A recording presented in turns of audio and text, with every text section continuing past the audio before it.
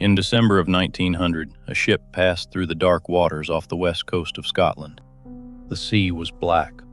The wind was cold. And far ahead, on a lonely island in the Outer Hebrides, a lighthouse was supposed to be burning. But it wasn't. The light was out. 11 days later, when a relief crew finally reached the island, they found the lighthouse deserted. The lamps had been cleaned. The clock had stopped. The beds were empty. The kitchen was quiet.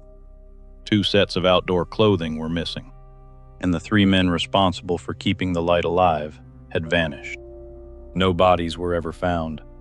No final message explained what happened. And for more than a century, one question has haunted the rocks of the Flannan Isles. What happened to the men who kept the light? Tonight we sail into the fog, the storm, and the silence. This is the Flannan Isles Lighthouse mystery. Welcome to Legends and Lore, where reality and the unexplained collide. Some mysteries are loud. They come with screams, violence, strange lights, and impossible creatures. Others are quiet. A missing meal, a stopped clock, a lighthouse with no keepers, a door opening into silence. The Flannan Isles mystery is not terrifying because of what was found. It is terrifying because of what was not. No footprints leading to an answer. No body washed ashore. No confession. No signal. Only an empty lighthouse on a lonely island, and the sea below. The Flannan Isles are a small, remote group of islands in the Outer Hebrides of Scotland. They sit west of the Isle of Lewis, surrounded by the Atlantic. The islands are also known by a more ominous name, the Seven Hunters. Even before the lighthouse, the islands carried an air of isolation and unease. Rocky cliffs, hard weather, seabirds, ruins, old stories. A place where the world feels stripped down to stone, wind, and water. The lighthouse stood on Eilean Mòr, the largest island in the group. It was built to protect ships moving through dangerous waters, warning them away from rocks that could tear open a hull in darkness or fog. For sailors, a lighthouse is more than a building. It is a promise. Someone is awake. Someone is watching. Someone has kept the flame. But lighthouse keeping was not romantic work. It was lonely, disciplined, dangerous. The men who worked these stations lived by routine. They recorded weather, maintained machinery, cleaned lamps, watched the sea, and waited for relief. On the Flannan Isles, that loneliness was extreme. The lighthouse had only been in operation a little over a year when 3 men went missing in December of 1900. Their names were James Ducat, the principal keeper, Thomas Marshall, assistant keeper, and Donald McArthur, an occasional keeper filling in for another man who was on sick leave. They were not legends yet. They were working men, men with families, men with duties, men who expected to be relieved. And then, sometime around December 15th, they disappeared. The first known warning did not come from the island. It came from the sea. Around midnight on December 15th, a passing steamer noticed that the Flannan Isles light was not visible. That should have mattered immediately. A lighthouse without a light is not merely a mechanical failure. It is a danger, a message, a signal that something has gone wrong. But communication in 1900 was not instant. The report did not reach the Northern Lighthouse Board before the disappearance was discovered by the routine relief vessel. So for days, the lighthouse stood dark. No one knew for certain what was happening on Eilean Mòr. No one knew whether the men were sick, injured, trapped, dead, or simply waiting out bad weather. The nearest shore station could not always see the lighthouse clearly. Haze and distance could make even a working light vanish from sight. So time passed. The sea kept moving. The wind kept cutting across the cliffs. And inside the lighthouse, Whatever had already happened remained undiscovered. Then, on December 26th, the lighthouse tender Hesperus arrived. The relief crew expected the usual signs of life. A flag, a signal, men coming down to meet them, smoke, movement, something. Instead, the island was silent. The ship's horn sounded. No answer. A rocket was fired. No answer. The relief keeper, Joseph Mòr, was sent ashore. He climbed toward the lighthouse, already knowing something was wrong. The gate was closed. The doors were closed. And inside, no one. Try to imagine Joseph Mòr's walk up from the landing. The ocean behind him. The cliffs beneath him. The lighthouse ahead.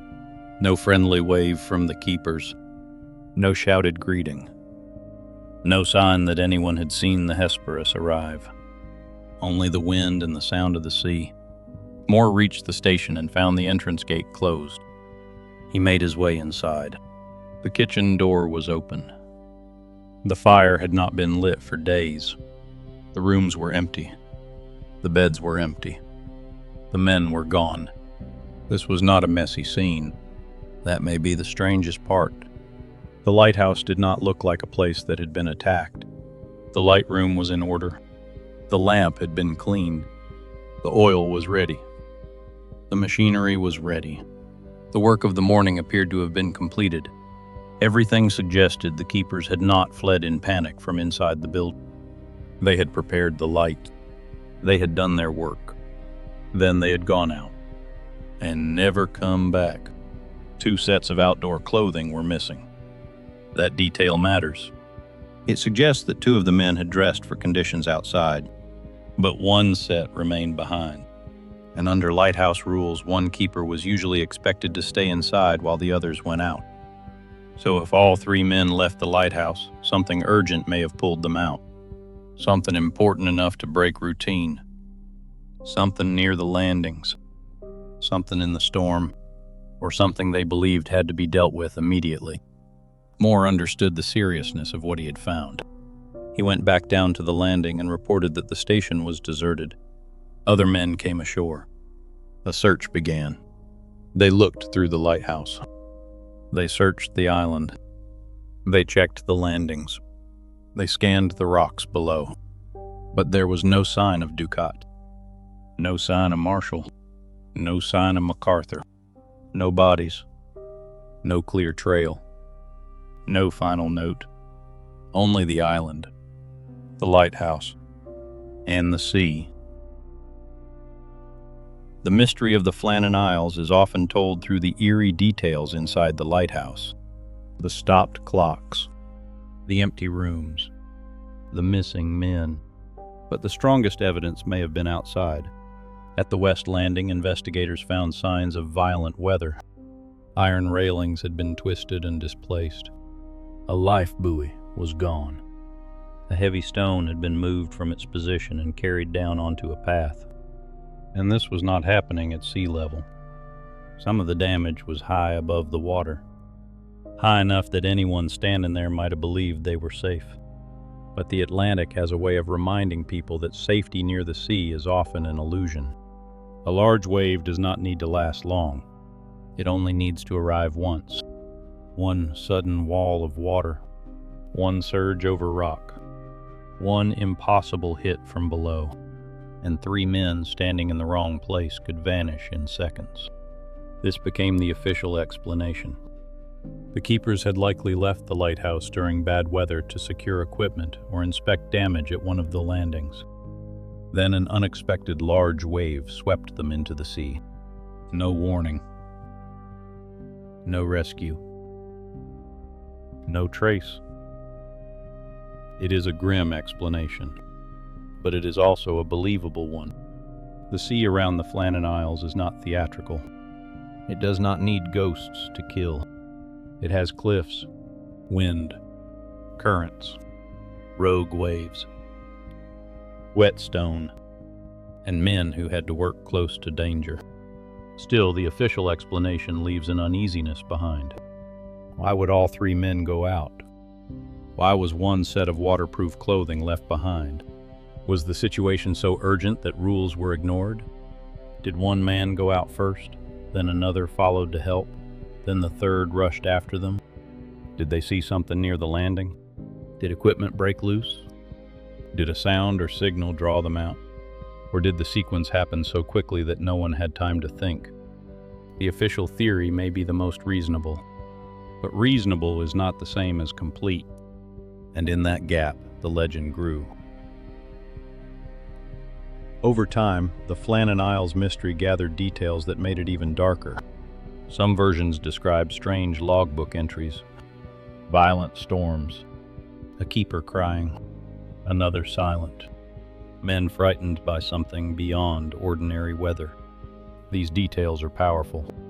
They make the story feel almost supernatural. 3 men alone on an island, recording their final descent into terror before vanishing into the unknown. It is the kind of detail that belongs in a ghost story. But this is where we have to be careful.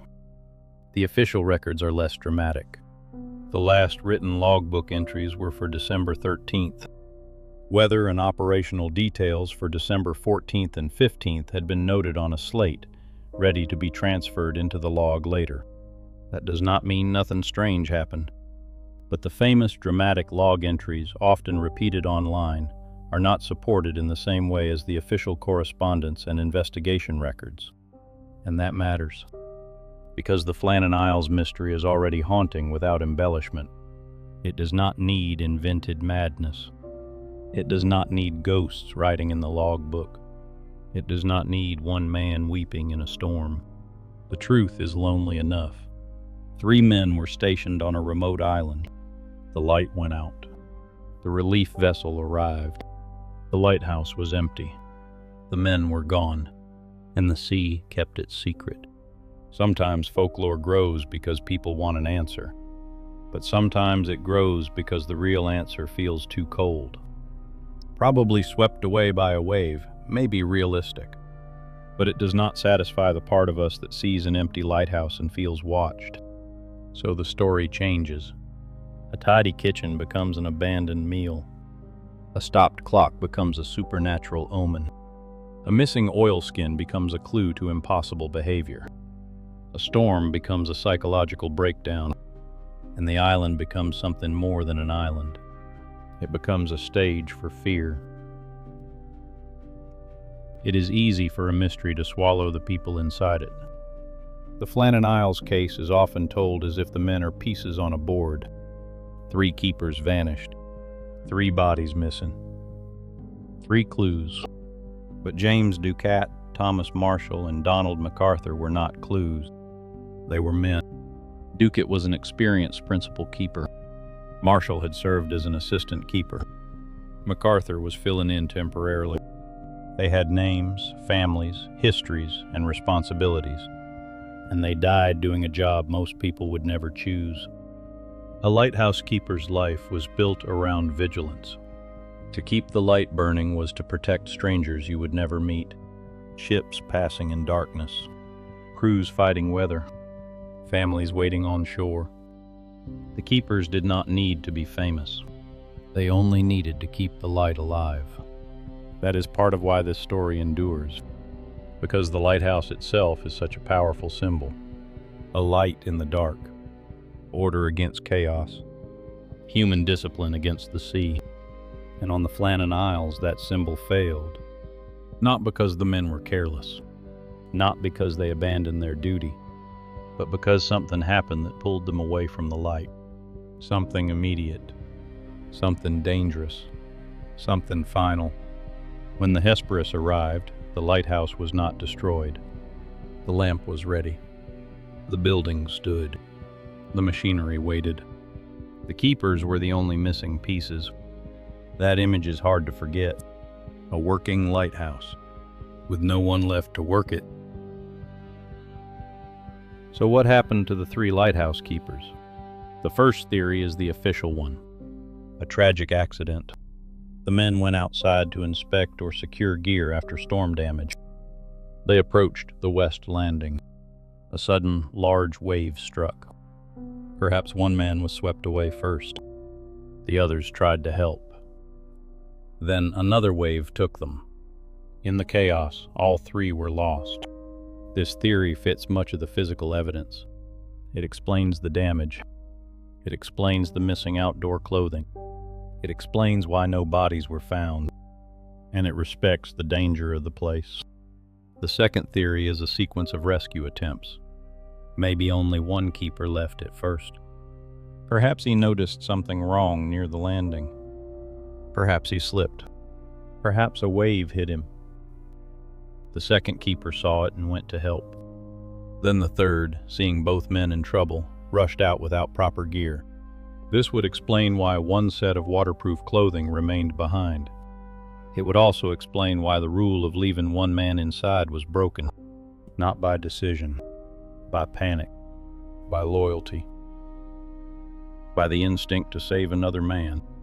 The third theory is madness or violence.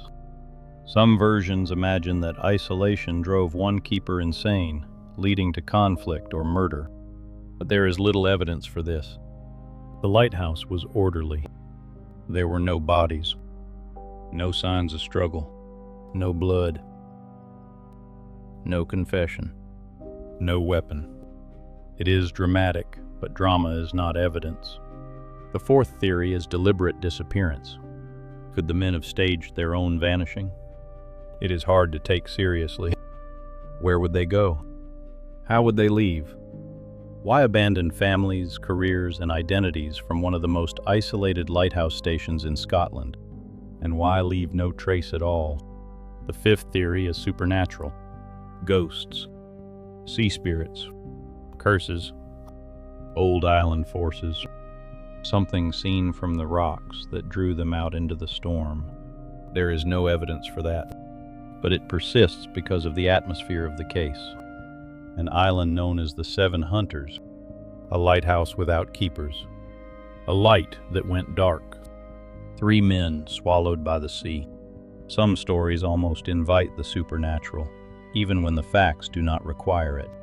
And then there is the simplest theory, the one that may be closest to the truth. The sea took them. No monster, no madness, no ghost, no conspiracy, just water, weather, stone, and terrible timing. But maybe that is what makes the Flannan Isles so frightening. The idea that 3 men could do everything right and still vanish. The Flannan Isles Lighthouse still stands, white against the sky, alone above the Atlantic. The men are gone. The mystery remains. Maybe James Ducat, Thomas Marshall, and Donald McArthur were swept away by a sudden wave while trying to protect the station. Maybe one man fell, and the others died trying to save him. Maybe the real story happened in seconds, with no time for a final message, no time for fear to become words, no time for anything except the roar of water. Or maybe, as some still wonder, something stranger happened on that island. Something that made 3 trained keepers leave the safety of the lighthouse and walk into the storm. We may never know. The sea is good at keeping secrets. It breaks cliffs. It erases footprints. It carries voices away. And sometimes it leaves only enough behind to make us wonder. A clean lamp, an empty room, a missing coat, a stopped clock, and the light that should have been burning, but wasn't. I'm David, and this has been Legends and Lore. Tell me what you think happened on the Flannan Isles.